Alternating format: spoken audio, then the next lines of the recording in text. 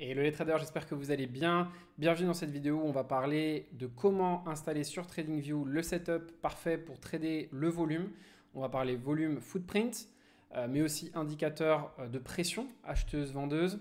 Et je vais essayer de vous montrer étape par étape comment installer votre plateforme TradingView pour trader avec le volume, puisque comme vous le voyez ici, ils ont depuis peu ajouté plusieurs possibilités d'ajouter du volume sur votre graphique. Donc on va tout de suite parcourir ça. Avant de commencer la vidéo, n'hésitez pas à liker la vidéo, évidemment, à vous abonner à la chaîne.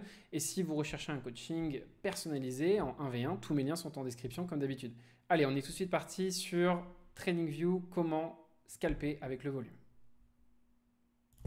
Alors en étape 1, déjà, ce qui est super, c'est que TradingView a ajouté récemment la possibilité non pas de regarder votre graphique en chandelier, mais bien en volume footprint. Alors c'est quoi le volume footprint? Pour ceux qui ne connaissent pas, le volume footprint, donc, par habitude, on l'utilise plutôt sur des plateformes comme Bookmap ou des plateformes peut-être un peu plus avancées que TradingView avec des outils volume. Mais là, ça y est, on y a accès. Alors qu'est-ce que c'est? Ça va vous montrer ce qu'il se passe à l'intérieur d'une bougie. À gauche, vous allez avoir les ordres vendeurs, à droite les ordres acheteurs. Vous allez avoir donc une case ici que moi j'ai colorié en jaune qui s'appelle le POC, le Point of Control, c'est-à-dire là où on a le plus échangé, donc là où il y a le plus de volume échangé. Et vous pouvez d'ailleurs tenter de développer des stratégies qui vont tourner autour du footprint quand vous allez venir retester des niveaux de POC. On pourra en parler dans une vidéo prochaine. N'hésitez pas à me dire si ça vous intéresse dans les commentaires, si vous voulez que je fasse une vidéo là-dessus. Alors, l'intérêt pour vous, ça va être donc d'aller au-delà de la bougie normale et de comprendre ce qui se passe derrière. Quels sont les échanges? Est-ce que vraiment j'ai des acheteurs qui rentrent sur mon niveau? Quand vous avez une zone d'intérêt, est-ce que vraiment j'ai des acheteurs qui viennent? Alors, ici, en fait, vous devez bien zoomer. Vous voyez que si vous dézoomez comme ça ne va pas apparaître, vous n'allez rien voir. Hein. Donc, il faut bien mettre dans les paramètres buy and sell. Ne mettez pas total. Et mettez bien le POC en jaune comme ça pour qu'il puisse ressortir. Et ensuite, il faut zoomer, zoomer, zoomer, zoomer. Donc moi, je vous conseille d'aller en haut à droite ici, dans le layout, et de le mettre comme ça. C'est ce que je fais. Comme ça, vous avez une vision avec des niveaux d'intérêt ici et d'autres indicateurs. Et puis à droite, vous avez le footprint 1 minute et 5 minutes. Voilà, donc là, vous voyez, je peux le mettre en 1 minute. Et là, si je vais ici, je suis en 5 minutes. Et là, en fait, on a le delta. Le delta, ça va être la différence entre les acheteurs et les vendeurs à la clôture de la bougie, tout simplement. Donc là, par exemple, ça me donne l'information sur la bougie précédente que j'ai un delta de moins 94. Ça signifie qu'on a une prédominance des vendeurs sur cette bougie-là. Ils ont pris contrôle. Vous voyez qu'on est en train de retourner le marché. Donc ça va être très intéressant de suivre les deltas, notamment sur du 5 minutes, du 15 minutes et parfois sur du 1 minute pour comprendre quand un niveau de reversal est validé, quand un breakout est validé, etc., etc. Je vais vous donner un exemple assez concret. Ici, on est dans un marché où on voit bien sur le 5 minutes que le marché il est drivé par les vendeurs, puisque tous mes deltas sont négatifs. On arrive ici sur un niveau de rebond. On voit bien que sur la bougie de 15h35, donc ouverture de marché, on a eu un delta à moins 823. On a imprimé beaucoup de vendeurs.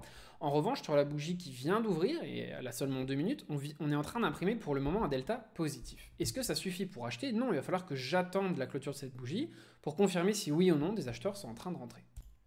Pour l'installer, comment faire? Eh bien en fait, il suffit que vous alliez donc sur le graphique et que vous passiez du graphique en candles au graphique volume footprint. Alors pour ça, il va sûrement falloir que vous preniez une version payante de TradingView. Moi, j'ai la version la plus élevée qu'il y ait, donc je ne sais pas exactement, je ne suis pas encore allé vérifier, on pourrait me poser la question en commentaire, je répondrai quelle version il faut avoir pour avoir le footprint. Je pense que c'est la dernière, je pense que c'est la plus chère. Voilà, mais pour ceux qui font du scalping de manière sérieuse, je pense honnêtement que ça vaut le coup de débloquer ces options-là, parce que ça vous permet d'aller un petit peu plus loin encore dans l'analyse volume. Alors, ça va vous aider dans vos timings, mais faites attention aussi au type d'assets que vous allez regarder. Regardez le volume sur des assets sur lesquels ça a du sens. Moi, je vous conseille de le faire notamment sur des indices comme le Nasdaq, parce que vous pouvez aller sur du marché futur et vous êtes sûr que la cotation que vous avez, elle est universelle et que le volume qui est affiché a du sens. Voilà. Donc ça, vraiment, je vous conseille de faire attention à ça. D'accord, n'allez pas sur un actif CFD, par exemple, sur un courtier de mauvaise qualité. Regardez le volume, ce serait beaucoup moins performant que de le faire sur des indices futurs. Et donc là, pour terminer sur mon petit exemple, vous voyez qu'on est en train, bientôt, là, dans quelques secondes, on va clôturer cette bougie. On voit bien qu'il y a un retour des acheteurs. Ici, on peut le vérifier hein, sur le 1 minute, si on vient zoomer. On voit bien que ça y est, on est en train d'imprimer des deltas positifs. Alors maintenant, est-ce que c'est suffisant? Non. Il va y avoir une grosse résistance au niveau justement du POC. Vous voyez ici, sur le 5 minutes, on a fait plusieurs POC sur ce niveau de prix. Donc il faudrait qu'on arrive à s'en extraire, qu'on arrive sur le 1 minute à casser tous ces niveaux de POC. Je vais vous les tracer là, ici, pour changer demain et que les acheteurs reprennent la main, en tout cas au court terme.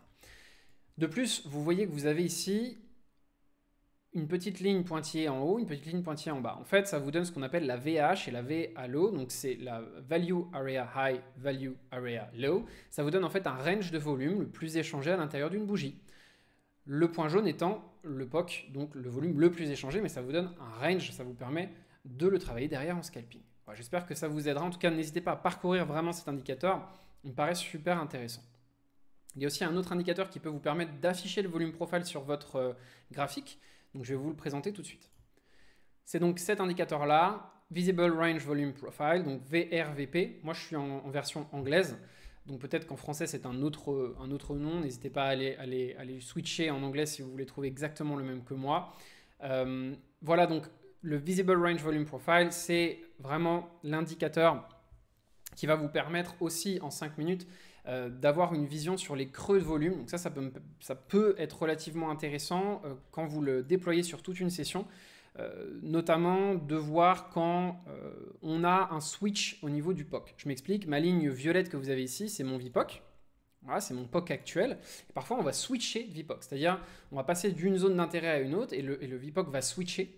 Et donc là, ça va être super intéressant pour vous de le voir en live et de comprendre qui reprend la main. Ce n'est pas un indicateur ultra majeur, mais j'aime bien l'avoir aussi sous les yeux et ça peut permettre de comprendre parfois pourquoi on s'arrête sur des niveaux. Alors là, là il n'est pas très intéressant, mais parfois on a vraiment des creux de volume qui vous permettent de mieux placer vos stop loss, etc., etc. Donc ça peut être intéressant d'y jeter un œil. Deuxième indicateur qui me paraît intéressant, c'est le VWAP. Bon, ça vous le connaissez déjà, je pense. C'est ma ligne bleue qui est ici. Alors, cet indicateur, il est super intéressant en scalping et en intraday pour vous donner une vision du flux. D'accord ? C'est-à-dire, à partir du moment où on évolue en dessous du VWAP et qu'on est dans une market structure bearish, ça nous donne l'indication qu'on peut faire confiance à cette tendance, ou en tout cas que si on revenait s'appuyer sur le VWAP, ça pourrait être intéressant pour rechercher soit des reversals, soit des setups de continuation en pullback.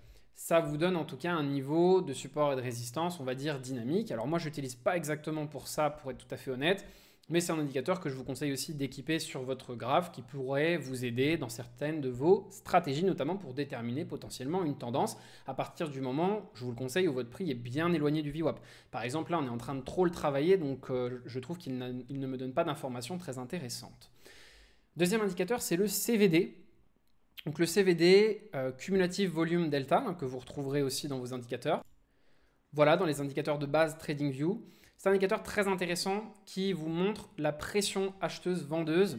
Il se forme comme ça, on dirait un petit peu des bougies finalement. Et donc moi, j'aime beaucoup l'utiliser pour repérer les divergences ou les convergences ou les absorptions, c'est-à-dire les comportements qui vont soit aller dans le même sens, soit dans un sens différent entre le prix et le CVD. Je trouve ça très intéressant de les comparer et de voir si vraiment on a une pression acheteuse ou vendeuse qui confirme le breakout qu'on est en train de voir, le pullback, le rebond. Voilà, ça peut vous donner vraiment de très belles indications sur la réalité d'un mouvement qu'on est en train de voir sur le price action. Deuxième indicateur, c'est l'AD line, accumulation distribution line de Everget, que vous avez juste ici. Ça n'est pas un indicateur essentiel à mon sens. Donc je vous donne quand même les petits paramétrages que je lui ai mis. Donc je n'ai pas changé grand chose. Simplement, je lui ai mis une EMA 50, ce qui n'est pas ce que vous avez à la base.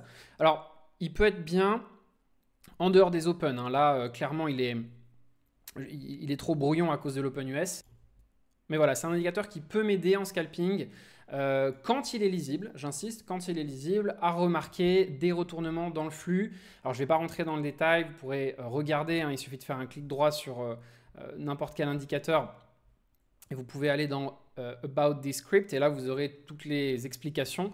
Mais voilà, l'intérêt c'est de comprendre les phases de distribution et d'accumulation de marché, et donc d'avoir une vision de calcul un peu différente sur la pression acheteuse-vendeuse que celle qu'on a avec le CVD. C'est un petit complément, mais si je devais choisir entre les deux, je choisirais le CVD.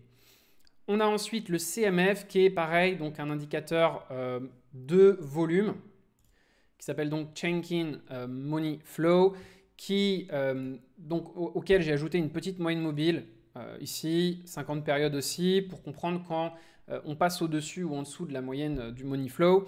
On a le niveau des zéros qui est le niveau de base, la ligne de base.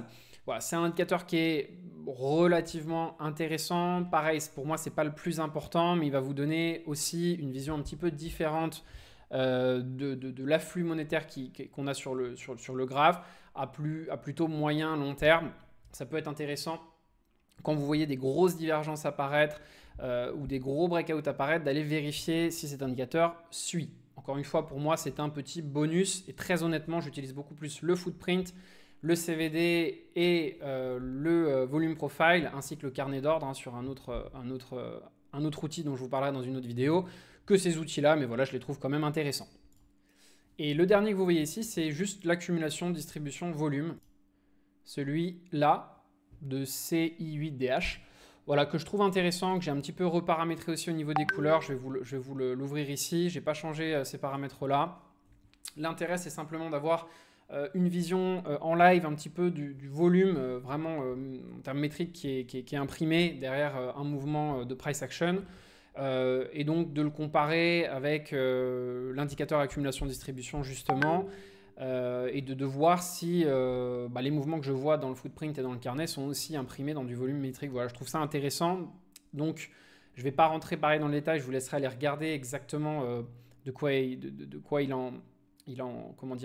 à quoi cet indicateur vous sert, mais ici, vous pouvez avoir en fait une double vision à la fois sur le volume et sur l'indicateur accumulation. Je m'explique.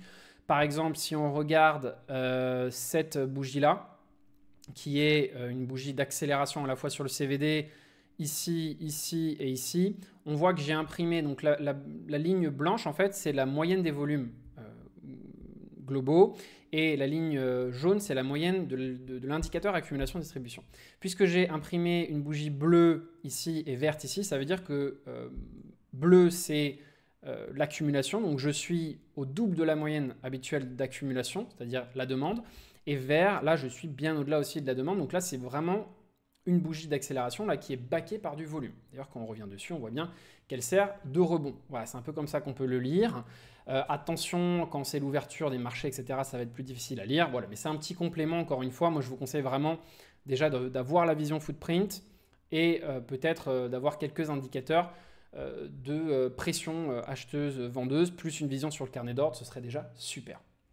Et un dernier indicateur qui me paraît intéressant, c'est celui de Goof of Goose, je ne sais jamais comment le prononcer, donc le High, Low, Open, Close Daily, Weekly, Monthly Line, qui va vous afficher en fait sur votre graphique 1 minute. Vous voyez, j'ai le Daily High, Daily Open, Daily Close, Daily Low, j'ai beaucoup de Weekly Open, j'ai beaucoup de niveaux qui sont tracés automatiquement et qui évidemment vont faire office de support et de résistance et de niveau pivot, donc je trouve ça intéressant aussi de me l'afficher là-dessus. Alors on pourrait évidemment ajouter beaucoup plus d'éléments.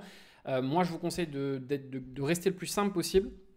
Vous pourriez très bien supprimer par exemple ces 3 indicateurs, garder que celui-ci et le footprint, ou alors garder que celui-ci et le footprint, ou alors garder que celui-ci et le footprint, comme vous voulez. Je pense que le plus important ici, c'était la petite présentation footprint.